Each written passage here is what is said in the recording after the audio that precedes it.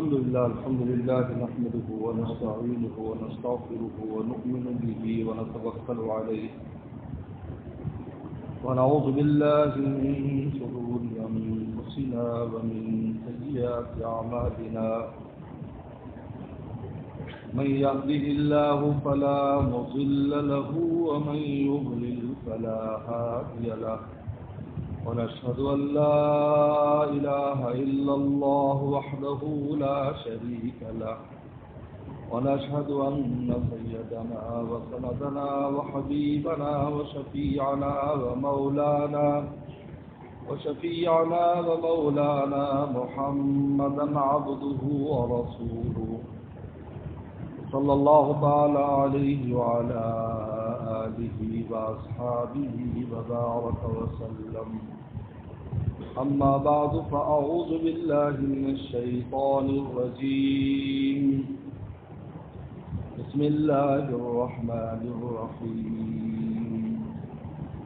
الذين يذكرون الله قياما وقعودا وعلى جنوبهم ويتفكرون في خلق السماوات والأرض ربنا ما خلقت هذا باطلا سبحانك فقنا عذاب النار.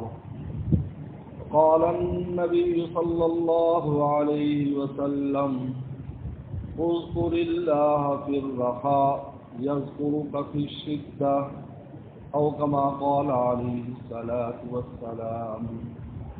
صدق الله وصدق رسوله النبي الكريم. میرے محترم بزرگ اور دوستو، اللہ تعالیٰ نے قرآن مجید میں اولو الالباب کی تعریف کی، عقل والے لوگ کون ہیں؟ اولو الالباب انسان کا جو خاصہ ہے وہ یہ ہے کہ اللہ نے اس کو عقل عطا کی. ایک حدیث شریف میں آتا ہے کہ اللہ تعالیٰ نے عقل کو پیدا فرمایا عقبل آگے آؤ تو عقل آگے آ گئی، فرمایا ادبیر پیچھے چلی جاؤ تو پیچھے چلی گئی. یعنی عقل میں یہ خاصیت رکھی کہ وہ اپنے مالک کو جانتی بھی ہے اور اس کی مانتی بھی ہے. یہ جو حدیث ہے عقبل ادبر، آگے آؤ پیچھے جاؤ، وہ آگے آئی پیچھے گئی. پھر اللہ تعالیٰ نے یہ نعمت حضرت انسان پتا کی.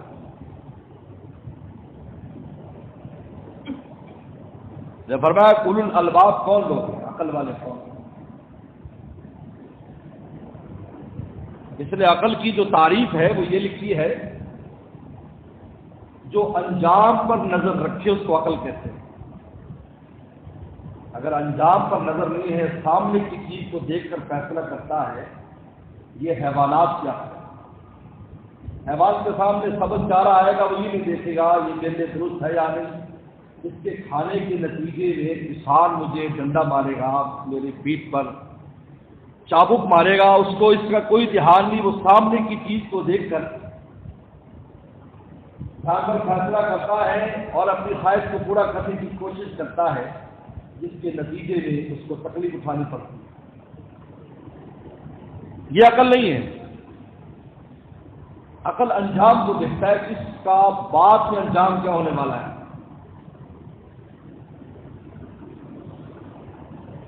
اس کو اولو الالباب اس کو عقل کہتے ہیں، تو انجام پر نظر رکھتے ہیں.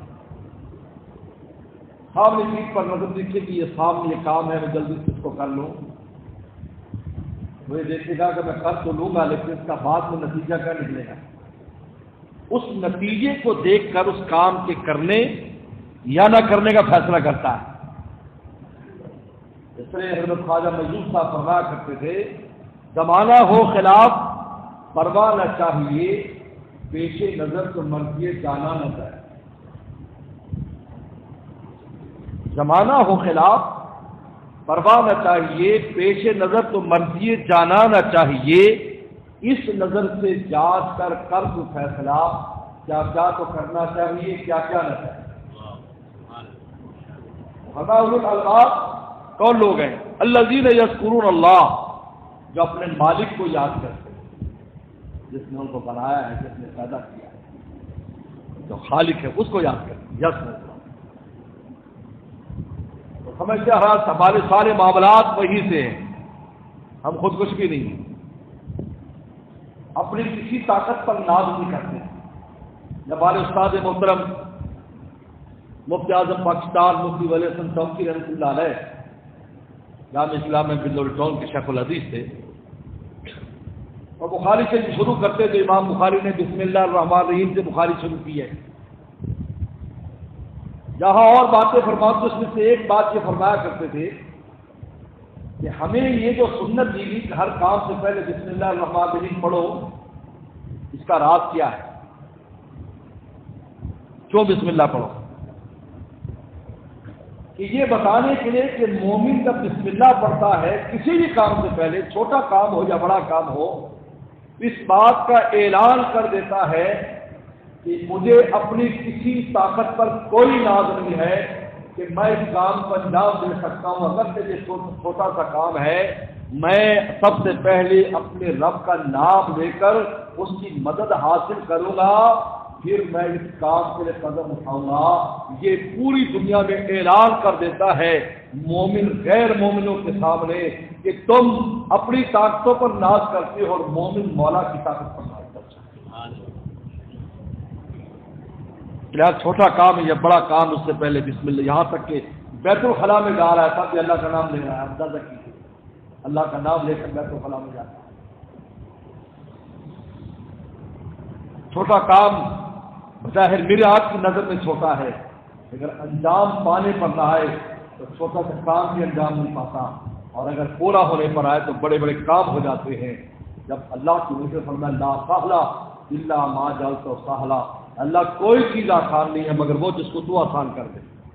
کوئی آسان نہیں. لوگ کہتے ہیں یہ معمولی بات ہے، جب بھی کر لیتے ہیں اسی میں مہینوں اور سالوں میں ہو جاتے ہیں. یار وہ تو معمولی بات آپ نے فرمایا تھا، وہ کیا ہوا؟ تو یار بس ایسا پھنس گیا ہے، ہاتھی کی تم پھنس گئی. لا سہل الا ما جعلتہ سہلا، کوئی آسان نہیں مگر تو آسان ہے. بنتا قد الحزن سارے علاقے پر تیری ذات ہوتی ہے جو حزن اور غم. حزن وہ غم ہوتا ہے جو انسان کو پگھلا کر رکھتے ہیں، اس غم کو کہتے ہیں جو انسان سے جائے نہیں، زور لگا لے اور وہ غم اس کا پیچھا نہ چھوڑے، اس کو ہم کہتے ہیں. آپ علیہ السلام فرمایا کہ جب اللہ آسان کرنے پر آئے تو بڑے بڑے غموں کو معمولی انداز میں ایسے اڑا دیتے جیسے پہاڑ ڈائنامائٹ چھوڑ جاتے ہیں. الذین یذکرون اللہ، جو اللہ اپنے مولا کو یاد کرتے ہیں. یہ عقل والے انسان اپنے مالک کو یاد کرتے ہیں اور ہر حالت میں یاد کرتے ہیں. یہ نہیں کہ مسجد میں یاد کرتے ہیں، حج عمرے میں یاد کرتے ہیں، مخصوص اوقات میں نہیں. وہ ہمہ وقت اپنے مولا سے جڑے ہیں. قیام و خود والا جنوبی جتنی بھی حالتیں ہیں، کھڑی حالت میں، بیٹھی حالت میں، لیٹی حالت میں، ہر وقت ان کا دل اپنے مولا کے نام پر دھڑکتا ہے. اللہ کے نام پر دھڑکتا ہے. کسی وقت بھی اپنے مالک سے ذہول نہیں ہوتا، خود کو یاد کرتے رہتے. کبھی ذکر ہو زبان پر، کبھی دل سے یاد کرنا. یہی عاشقوں کا شیوا، یہی عاشقوں کی عادت ہے. کبھی ذکر ہو زبان سے، کبھی دل سے یاد کرنا. دل سے یاد ہوتا، آپ زبان بند رکھیں، یاد کرتے رہیں. لے بھرا علیم بذات الصدور، میں دلوں کو جانتا ہوں. حدیث شریف میں آتا ہے ایک صحابی، ان کا آخری وقت تھا، پیغمبر اسلام تشریف فرمایا توب الی اللہ، توبہ کر. یاد رکھو کاملین کی توبہ درجات کی بلندی کے لیے ہوتی ہے. کاملین کا استغفار درجوں کی بلندی کے لیے ہوتا ہے، گناہوں کی معافی کے لیے نہیں ہوتا. ہر ایک استغفار کا الگ رنگ ہے. نیا کپڑا ہوتا ہے، آپ نے بھی پہنا بھی نہیں ہے، اس کو بھی دھویا جا رہا ہے. اور ایک کپڑا جو ہے ہفتے اشر کے بعد اتارنے کے بعد دھویا جا رہا ہے. تو آپ کا کیا خیال ہے کہ دونوں کے دھونے کی کیفیت ایک ہے؟ زمین آسمان کا فرق. بھائی اس سے آپ سمجھ جائیں. استغفار سب کرتے ہیں، پیغمبر صاحب خود استغفار کرتے ہیں، لیکن وہ استغفار میں آپ کے استغفار کی طرح نہیں رہا. دیکھا کار پاکا راکھے آپ سے خود مگیر. پاک لوگوں کے کام پر اپنے کام کو قیاس کبھی نہ کرنا، یار وہ بھی ایسا کر رہا ہم بھی ایسا کر رہے ہیں، وہ اللہ والا رو رہا ہے تو اللہ معاف کر دے معاف کر دے، آپ کہ یار بس یہ بھی ہماری طرح ہی کسی مشکل میں پھنسا ہوا ہے تو جس طرح ہم ہیں اس طرح ہی نہیں، کار باقا را قیاس خود مگیر گرچہ یکساں در نوشتن شیر و شیر، اگرچہ شیر اور شیر دکھنے میں ایک ہے لیکن دونوں میں فرق ہے جن میں فرق تھا، ایک دودھ کے معنی میں، ایک شیر جانور کے معنی میں۔ خدا تم اللہ توبہ کر، کیونکہ پیغمبر سلام ان کو اونچے مقام پر لے جانا چاہتے تھے، اور آگے اس مقام پر تھا تو جا تو اللہ، اب شدت بیماری سے ان کی زبان نہیں چل رہی، تو انہوں نے اس طرح آنکھ کے اللہ کی طرف ایسے اوپر کی اور ان کا انتقال ہو گیا۔ اور فرمایا کہ تمہیں پتہ ہے میرے صحابی نے کیا کیا؟ کہا کہ آپ نے کہا لیکن اس کو بول نہیں سکے، فرمایا کہ جب زبان نہیں چلی تو دل مولا کے سامنے رکھ دیا، اللہ نے جو میں چاہتا تو ہو۔ اپنے مولا کو ہم وقت یاد کرتے ہیں، اللہ کو بھلاتے نہیں، جب سن اللہ ذکر زبان پہ کر رہے ہیں دل میں یاد کر رہے ہیں، چلتے پھرتے اٹھتے بیٹھتے دھیان ادھر ہی ہے۔ اس لیے میرے مرشد عارف باللہ حسم اللہ شاہ کی مقصد صاحب رحمۃ اللہ علیہ فرمایا کرتے تھے، یہ طالب علمی کی 1980 کی بات ہے جو ہم نے سنی ان سے حضرت سے، فرمایا کرتے تھے یہ جو کمپاس ہے قبلہ نما جو ہے اس کی ایک اندر سوئی ہوتی ہے جو شمال کی طرف ہوتی ہے جس سے ہم قبلہ نکالتے ہیں، فرمایا سوئی کو آپ جتنا بھی حرکت دے لیں وہ تڑپ تڑپ کر آخر شمال سے جا کر رک جاتی ہے، اس سے جیسے نکل آتی ہے کہ قبلہ کی طرف ہے، مغرب مشرق جہاں کا جو بھی قبلہ ہو۔ فرمایا کہ وہ کیوں شمال کی طرف جاتی، اس لیے کہ اس کے اوپر مقناطیس کا مسالہ لگا ہوتا ہے، اور مقناطیس کا مرکز چونکہ پہاڑوں میں ہے، شمال کی جانب نارتھ میں، ہر ملک میں جو نارتھ ہوگا وہ پہاڑی علاقہ ہوگا ہر ملک میں، تو اب وہ اس کا چونکہ مرکز نارتھ میں ہے شمال میں ہے، تو وہ سوئی پر جو مسالہ لگا ہے وہ اس کو کہیں ٹھہر نہیں دیتا، وہ اپنے مرکز کی طرف اس کو لے کے جاتا ہے سوئی کو، اور سوئی جب اس جگہ متوجہ ہو جاتی ہے تو قرار پکڑ لیتی ہے، اس کو سکون آ جاتا ہے، اور ساری گیستے بھی نکلنے والے کو ساری گیستے قبلہ بھی پتہ چل جاتا ہے، مسجد مغرب پتہ چل جاتے ہیں۔ میرے مرشد فرماتے تھے جب ایک بار انسان اپنے دل کی سوئی پر اللہ کی محبت کا مسالہ لگا لیتا ہے، پھر دنیا اس کو ہلا لے، جب تک وہ سوئی عرش کی طرف متوجہ نہیں ہوتی اس کو سکون چین نہیں آتا، وہی کہنا ہے، حالات اس کو ادھر ادھر کر دے۔ چمن کا رنگ تو نے سراسر خزاں بدلا، چمن کا رنگ تو نے سراسر خزاں بدلا، نہ ہم نے شاخ گل چھوڑی نہ ہم نے آشیاں بدلا، وہ ادھر چین پاتا ہے، اوپر لگا ہوا ہے، کاروبار بھی کر رہا ہے، سب کچھ کر رہا ہے، بیوی بچوں میں بھی ہنس بول رہا ہے، دوستوں میں ہنس بول رہا ہے، سارے کام کر رہا ہے، لیکن دل کی سوئی مالک کی طرف متوجہ ہے۔ دنیا کے مشغلوں میں بھی وہ با خدا رہے، وہ سب کے ساتھ رہ کے بھی سب سے جدا رہے۔ یا سن اللہ یہ اولو الالباب ہے، یہ ہے عقل والے لوگ جس کو قرآن کہتے ہیں عقل والے، اپنے مولا کو ہم وقت یاد کرتے ہیں۔ اب اس کا فائدہ کیا ہوتا ہے یہ دیکھو، محمد خان رحمۃ اللہ نے بڑی اچھی بات فرمائی کہ جب انسان ہمہ وقت اپنے مالک کو یاد کرتا ہے تو پھر اس کی فکر کیسے صحیح ہوتی ہے۔ فکر یہ ہماری جو فکر ہے نا آج غلط ہو رہی ہے۔ فرمایا یتفکرون کو یذکرون پر مرتب فرمایا یہ بتانے کے لیے کہ جب انسان اپنے مالک کو ہمہ وقت یاد کرنے کی کوشش کرتا ہے تو پھر اس کا تفکر کیا ہوتا ہے، فی خلق السماوات والارض، زمین آسمان میں وہ فکر کرتا ہے کہ اللہ تو نے کیسے زمین کیسے آسمان بنائے، یعنی پھر اس کی فکر عظمت الہی کے لیے ہوتی ہے، یہ دنیا دنی کے لیے نہیں ہوتی، فکر بلند ہو جاتی ہے۔ آج فکر کی جو غلطی ہے، حضرت تھانوی فرماتے رحمۃ اللہ علیہ کہ فکر کی غلطی اس لیے ہے کہ ذکر میں غلطی ہے، جب ذکر میں غلطی ہے تو فکر بھی غلط ہو رہی ہے، سوچے غلط ہے، ہم وقت یہ سوچ رہا ہے یہ دنیا دنی کے لیے، یعنی اس چیز کے بارے میں فکر کر رہا ہے جس کی فکر اللہ پہلے کر چکے ہیں، ہم آپ کو روٹی دیں گے یہ اللہ نے اپنے ذمہ لیا ہے، 4 مہینے کبھی اب ماں کے پیٹ میں نہیں تھے کہ ہماری روٹی لکھ دی، یہ وہ پہلے لکھ دی. یہ ایسی ہے کوئی وفد بھیجا جائے اور اس کو پہلی حکومت یا ذمہ دار یا باس چیک دے دے، بھائی تم نے فلاں ملک میں دورہ کرنا ہے اور یہ لو بھائی اپنے خرچے کا الواس چیک. اب اس کو کوئی فکر ہوگی اس بات کی کہ یار میں خرچہ کہاں سے کروں گا، اس کے جیب میں تو چیک پڑا ہے 5-10 لاکھ روپے کا، اس کو کوئی فکر نہیں. کہا کہ مالک نے بھی پہلے ہی دے دیا ہے، ابھی تو کافی دیر کے بعد ہم نے جانا ہے، لیکن انہیں پہلے دے دیا بھائی یہ لو چیک لے لو ہماری طرف سے فلانے بینک کا ہے، کوئی فکر کی بات نہیں ہے، اب جاؤ ہمارا کام کر کے آؤ. اللہ نے حضرت آسمان کو جو ہے حضرت انسان کو آسمان سے زمین پر بھیجا اور ماں کے پیٹ میں 4 مہینے کی دی تو پہلے چیک لکھ دیا کہ تمہاری روٹی اس قسم کی تم روٹی کھاؤ گے، اور پھر بھی آ کر اسی روٹی کے اوپر بھی تباہ و برباد ہو رہا ہے. اس کو تو بے قاب ہو جانا چاہیے. اس لیے اجملو فی طلب کا اجملو فی طلب کے کیا معنی ہے؟ اجملو فی طلب، اجملو فی طلب کے محدثین نے 2 معنی لکھے. اجمالی طلب کرو، جیسے روٹی کی تفصیلات میں اتنا نہ گھسو کہ تم مولا کو بھول جاؤ. اجمالی طلب سنت پوری کرو، یعنی کہ ہما وقت تمہاری دماغ پر یہی سوار ہو کہ جب روٹی کہاں سے آئے گی، کیا بنے گا ہمارا. اجمالی طلب کرو، اجملو فی طلب. اسباب بناؤ، کیونکہ اللہ نے دال اسباب بنایا ہے. مجھے آپ کو اسباب اختیار کرنے کا حکم حکیم الرحمن بھی فرماتے ہیں. بالکل اس کی مثال ہے اس کشکول کی طرح ہے.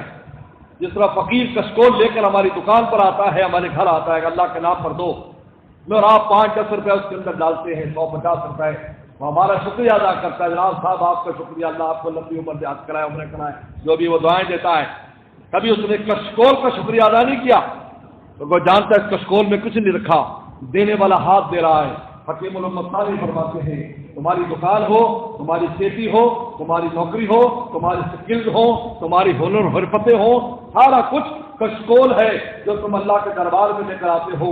ڈالنے والا اللہ کا ہاتھ ہے، وہ اپنی مرضی سے اس کے اندر ڈالتا ہے. تمہارے کشکول کے بڑے یا چھوٹے ہونے پر نہیں ڈالتا، تو تمہیں شکر گزار اس ہاتھ کا ہونا چاہیے، کشکول کا نہیں ہونا چاہیے.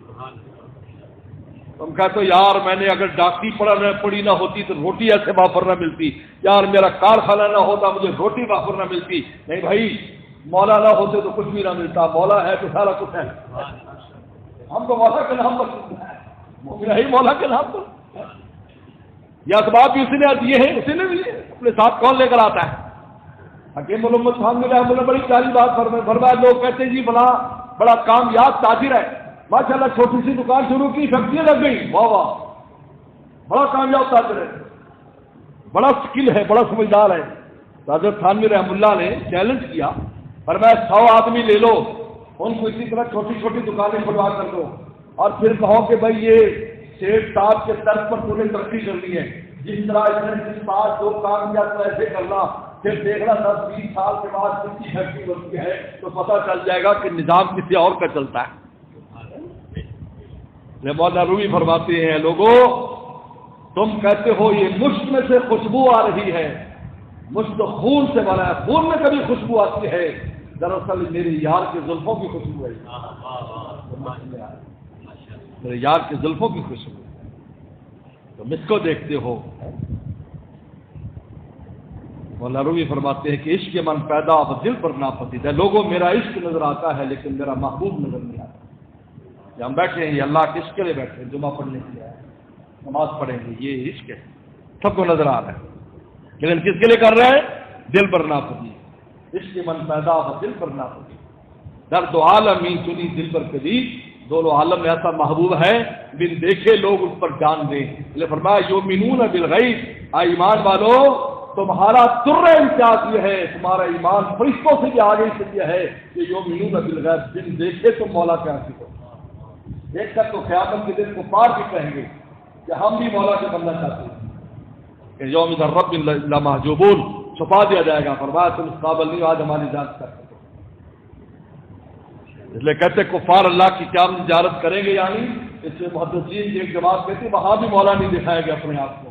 وہاں دیکھا جب دیکھیں گے تو جلال ہوگا، جب جلال ہوگا تو کوئی دیکھ بھی نہیں سکے گا اللہ تعالیٰ کی ان تجلیات جو ہے جلالیہ کو دیکھ بھی نہیں سکے گا، لیکن ایمان والوں کو دکھائیں گے. حدیث میں آتا ہے جب سب بت والے بتوں کے پیچھے چلے جائیں گے، سورج والے سورج کے پیچھے، ایمان میں تو اللہ تعالیٰ آئیں گے میں انا ربکم، میں تمہارا رب ہوں، کہا کہ ہاں آپ ہمارے رب ہیں، لیکن ایک نشانی ہے کہ مالک آپ ہمیں اپنی ساکھ دکھائیں گے، اپنی پنڈلی کی تجلی دکھائیں گے، یوم یکشف عن ساق، پھر پنڈلی کی تجلی دکھائی جائے گی، پھر سب سجدے میں گر پڑیں گے، اللہ فرمائے اب تم میرے پیچھے آؤ، میں تمہیں جنت میں لے کے جاؤں۔ یتفکرون فی خلق السماوات، فکر صحیح ہو گئی، جب مولا کو یاد کیا تو فکر صحیح ہوگی۔ اب کیا فکر کر رہا ہے؟ مولا کی عظمتوں میں فکر کرتا ہے، نعمتوں میں فکر کرتا ہے، یہ نعمت، یہ نعمت۔ جب نعمتوں فکر کرے گا تو شکر نکلے گا، جب عظمت آئے گی تو کیا کہے گا؟ سبحانک ربنا ما خلقت ھذا باطلا، اللہ یہ جو کچھ بھی ہے کوئی ایسی چیز نہیں ہے کہ جو باطل ہو، ضائع ہو، بیکار ہو، ہر تیرے کام میں حکمتیں ہیں۔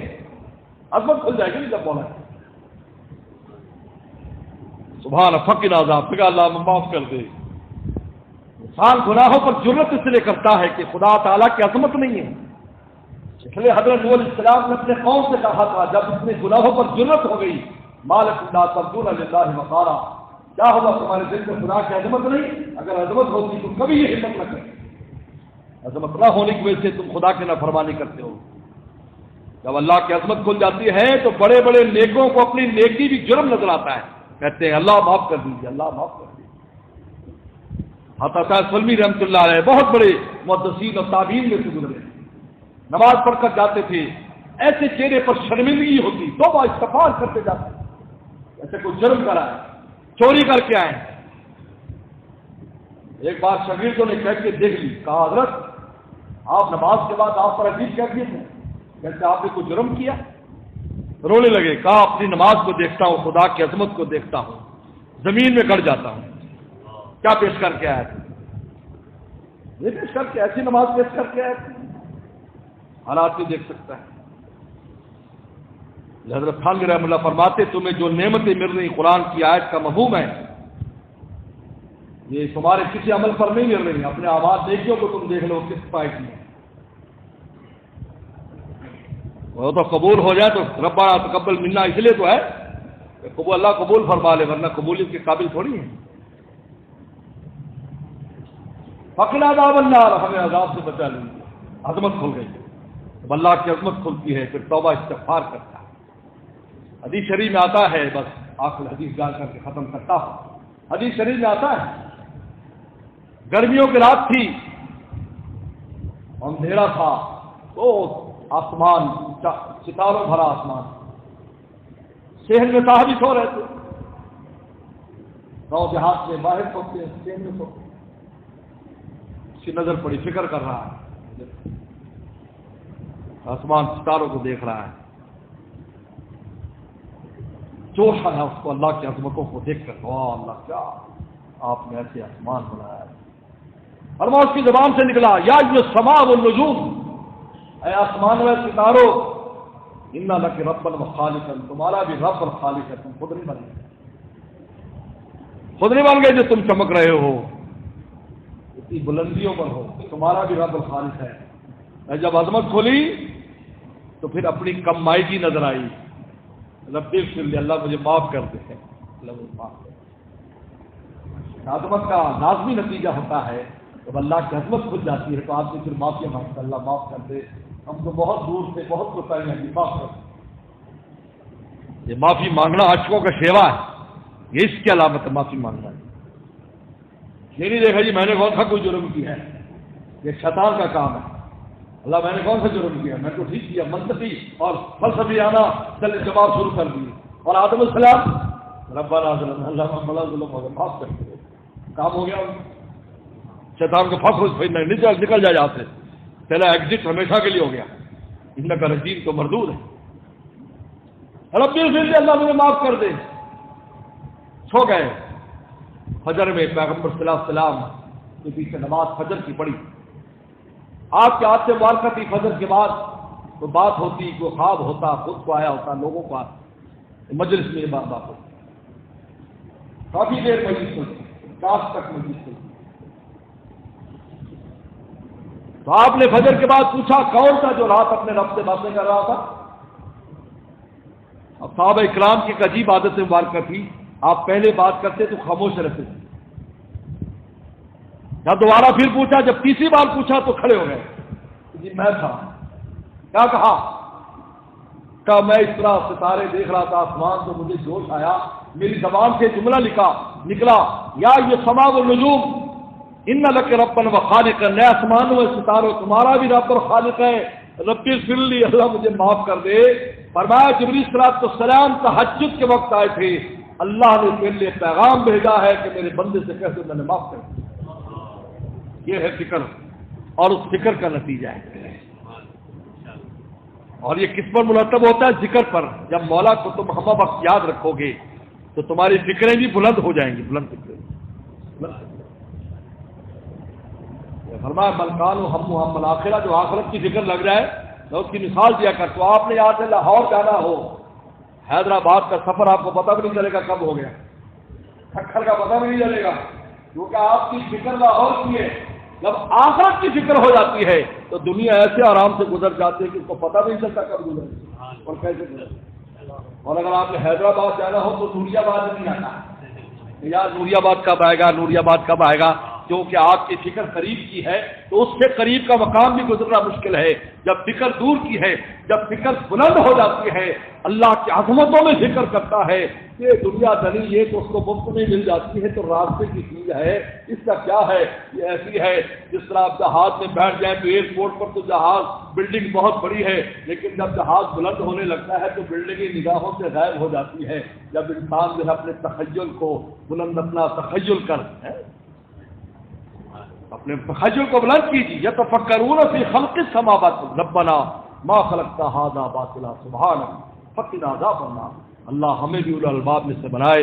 وآخر دعوانا ان الحمد للہ۔